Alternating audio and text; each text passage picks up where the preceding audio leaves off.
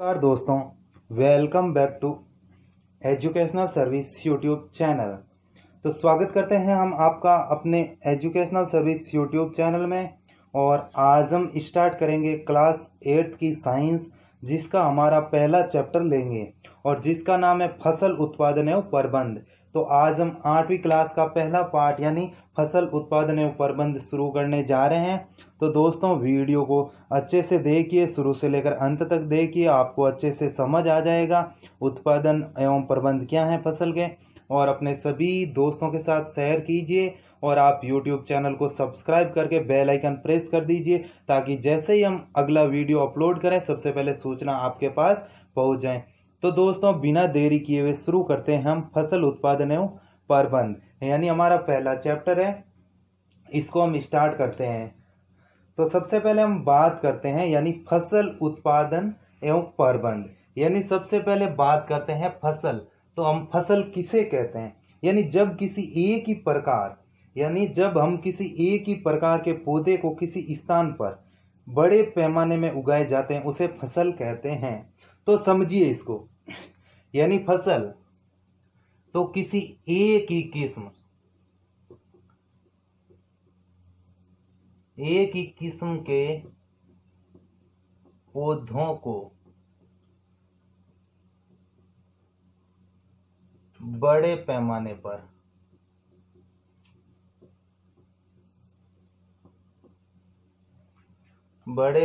पर एक ही स्थान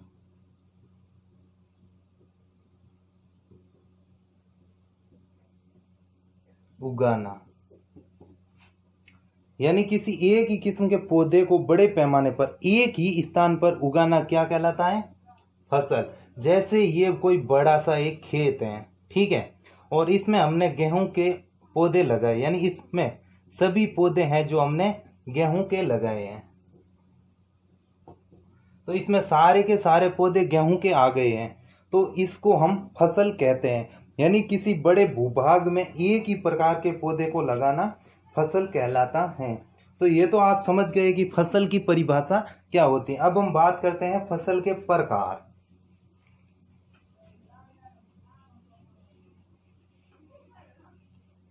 यानी फसल कितने प्रकार की होती है, फसल के प्रकार। अब हम पढ़ेंगे फसल के प्रकार, यानी फसल कितने प्रकार की होती है, ठीक है। तो सबसे पहले हम बात करते हैं फसल के प्रकार कितने होते हैं। यानी आपके क्लास 8 में 2 प्रकार दिए हुए हैं, वैसे फसल 3 प्रकार की होती हैं। तो सबसे पहले हम बात करते हैं खरीफ की फसल। एक होती है हमारी खरीफ, दूसरी होती है रबी की फसल, और तीसरी होती है जायद। ठीक है दोस्तों, यानी फसल 3 प्रकार की होती है। कौन कौन सी? एक होती है खरीफ, एक होती है रबी और एक होती है जायद। क्लास 8 में आपके 2 प्रकार की दी हुई है, खरीफ और रबी की फसल। तो खरीफ की फसल जिसे वर्षा ऋतु में बोया जाता है, खरीफ की फसल की बात करें जिसको वर्षा ऋतु में बोया जाता है, इसको वर्षा ऋतु में बोया जाता है। और ये कब से कब तक बोई जाती है? तो दोस्तों याद रखना, ये है जो जून से सितंबर तक इसका होता है अवधि, जून से सितंबर।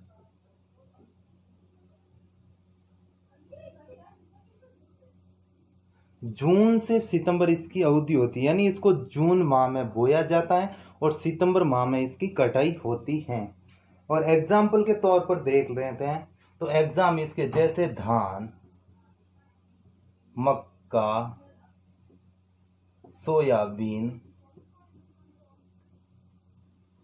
मूंगफली इत्यादि इसके जो एग्जाम्पल हैं, ठीक है। और रबी की बात करते हैं, हम सेकंड फसल लेते हैं हमारे रबी की फसल। यानी रबी की फसल जिसको शीत ऋतु में उगाया जाता है, यानी सर्दियों के मौसम में उगाया जाता है रबी की फसल को, शीत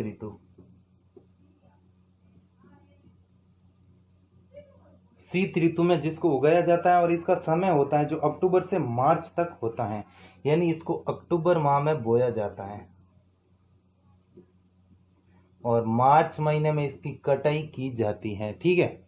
तो दोस्तों इसका रबी का होता है जो अक्टूबर से मार्च तक होता है, सॉरी।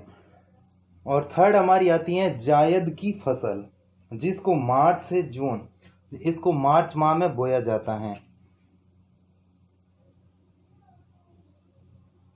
और जून में इसकी कटाई होती है, यानी मार्च से जून होता है जो इसका समय अंतराल होता है। और इसके उदाहरण के तौर पर देखें तो तरबूज, खरबूज, लौकी, ककड़ी, ये तो आप सभी लोगों ने खाया ही होगा। तो इसके उदाहरण हो जाते हैं तरबूज, खरबूज, लौकी, ककड़ी। और इस रबी की फसल के एग्जाम्पल देखें तो इसके हो जाते हैं गेहूं, चना, मटर, जौ, सरसों इत्यादि है जो इसके एग्जाम्पल होते हैं। तो अब हमने बात की थी फसल के प्रकार, तो एक बार आपको वापस दिखा देते हैं फसल के प्रकार कौन कौन से होते हैं। फसल सामान्यतः 3 प्रकार की होती है। क्लास 8 में आपके 2 प्रकार की दी हुई है, एक होती है खरीफ की फसल, एक होती है रबी की फसल और एक होती है जायद की फसल। खरीफ की फसल को वर्षा ऋतु में बोया जाता है, जिसका समय अंतराल जून से सितंबर होता है। और इसके एग्जाम्पल के तौर पर देखें तो धान, मक्का, सोयाबीन इत्यादि होती है रबी की फसल। रबी की फसल है जो शीत ऋतु में बोई जाती है और इसका समय होता है जो अक्टूबर से लेकर मार्च तक होता है। और इसके एग्जाम्पल के तौर पे देखें तो इसके एग्जाम्पल हो जाते हैं गेहूं, चना, मटर, जौ, सरसों इत्यादि इसके जो एग्जाम्पल है। और थर्ड आती है हमारी जायद की फसल। जायद की फसल है जो मार्च ऋतु में बोई जाती है, जून में काट ली जाती है। इसके एग्जाम्पल देखें तो हम तरबूज, खरबूज, ककड़ी, लौकी इत्यादि होते हैं। तो ये तो हमने पढ़ लिया था दोस्तों फसल। अब आपका अगला टॉपिक आता है कृषि पद्धतियां, या इसको हम कह सकते हैं खेती के चरण। तो हम अगला टॉपिक लेते हैं।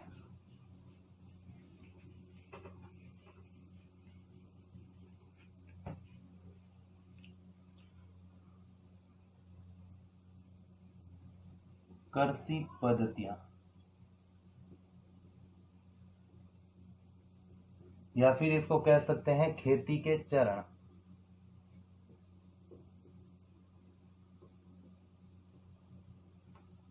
कृषि पद्धतियां या फिर खेती के चरण।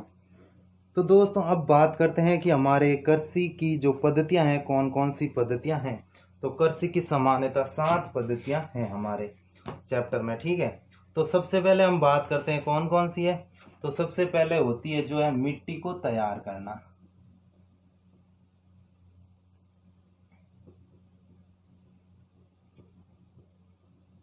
मिट्टी को तैयार करना।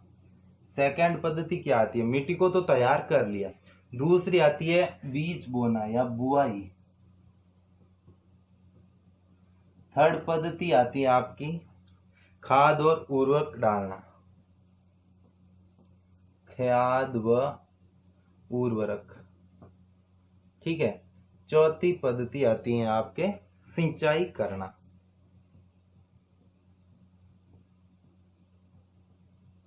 ठीक है।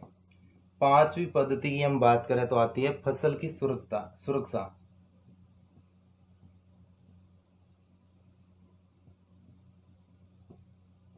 या फिर खरपतवार नाशी से बचाना, ठीक है। और इसके बाद आती है छठी पद्धति जिसको कहते हैं कटाई।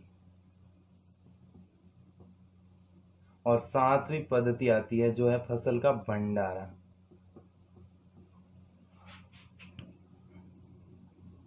ठीक है। तो ये तो हो गई हमारी कृषि की पद्धतियां, यानी पहली पद्धति हो गई मिट्टी तैयार करना। सेकंड बात करें तो बुआई। थर्ड बात करें तो खाद और उर्वरक डालना। चौथी पद्धति है सिंचाई। पांचवी है फसल की सुरक्षा। इसके बाद है कटाई। और सातवीं पद्धति है और जिसको कहते हैं वो भंडारण है, ठीक है। अब सबसे पहले हम बात करते हैं दोस्तों को मिट्टी को तैयार करना, यानी सबसे पहले पद्धति की बात करते हैं आज हम। इसको मैं हटा देता हूं। सबसे पहले बात करते हैं मिट्टी को तैयार करना, यानी मिट्टी को तैयार करना मतलब इस मिट्टी को है जो पोली बनाना। मिट्टी को क्या करना दोस्तों, पोली बनाना।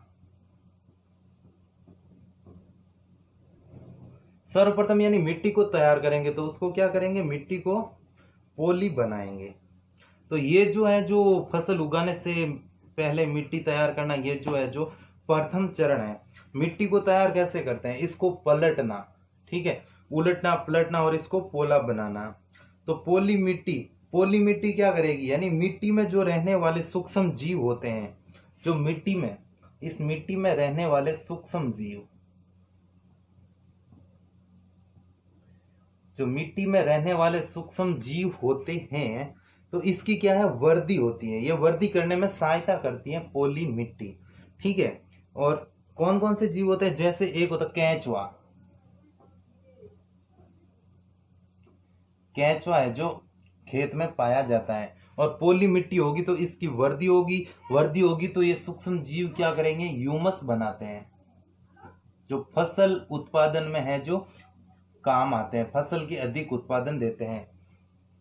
तो सबसे पहले क्या है, ये जो ह्यूमस बनाते हैं, ठीक है, ये जीव सूक्ष्म जीव ह्यूमस बनाते हैं। पोली मिट्टी होती है तो सूक्ष्म जीव वर्दी करते हैं। और पोली मिट्टी होगी तो हम जैसे बीज को बोएंगे तो उसके जो पानी है, जो सिंचाई करते वक्त फसल पानी है, जो जड़ों की गहराइयों में सरलता से जाएगा, पौधे श्वसन क्रिया आसानी से कर पाएंगे, ये कारण है। और जिससे क्या है, फसल की अगर पौधे की जड़ें जमीन के अंदर तक जाएगी तो पौधा वृद्धि अच्छे से करेगा और फसल का उत्पादन भी अधिक होगा। तो मिट्टी को पोला कैसे किया जाता है, तो मिट्टी को उलटने पलटने व पोली बनाने की प्रक्रिया, जो मिट्टी को पोले बनाने की प्रक्रिया है, इसको क्या कहते हैं दोस्तों, इसको कहते हैं जुताई, यानी जुताई करना। तो मिट्टी को उलट पलट करना और पोला बनाना क्या कहलाता है, जुताई। जुताई किससे की जाती है, तो जुताई पहले के समय में तो हल द्वारा की जाती थी, जिसको बैलों के पीछे जोत कर फिर उसको किसान हल चलाता था। और आजकल तो क्या है, आधुनिक जमाना है, तो उसमें कल्टीवेटर और ट्रैक्टरों से जुताई की जाती है। तो ये है जो इससे जुताई की जाती है। तो कृषि औजार आते हैं, तो उसमें क्या होता है, ये कृषि औजार है, हल हो गया, कल्टीवेटर हो गया, ठीक है, और कुदाली। तो दोस्तों हल है जो पुराने समय में बैलों के पीछे जोत कर है, जो इसका उपयोग खेत जोतने के लिए किया जाता था। लेकिन आधुनिक समय है तो इसमें क्या है, विकास होते होते कल्टीवेटर का निर्माण हुआ। कल्टीवेटर है जो ट्रैक्टर के पीछे जोत कर फिर इसमें खेत की जुताई की जाती है, जिससे मिट्टी को गहराई से खोद कर उसको पलटा जाता है, जिससे कि फसल में वृद्धि होती है। तो दोस्तों आज हमने पढ़ लिया है कृषि पद्धति, इसको मिट्टी तैयार करना। तो अगले वीडियो में हम पढ़ेंगे, इसके आगे का पार्ट लेकर आएंगे, सेकंड पार्ट जो कल ही आएगा। और आप YouTube चैनल को सब्सक्राइब करके रखना, ताकि जैसे ही अगली वीडियो अपलोड करें आपके पास नोटिफिकेशन आ जाए। और उसमें हम फसल के है जो अगली जो हमारे 6 बच्ची है खेती के चरण, उनको पूरा करेंगे। थैंक यू दोस्तों, वीडियो देखने के लिए धन्यवाद। और ऐसे ही आप प्यार बनाए रहे, हम आपके लिए पूरा वीडियो लेकर आएंगे अगले पार्ट में। Thank you.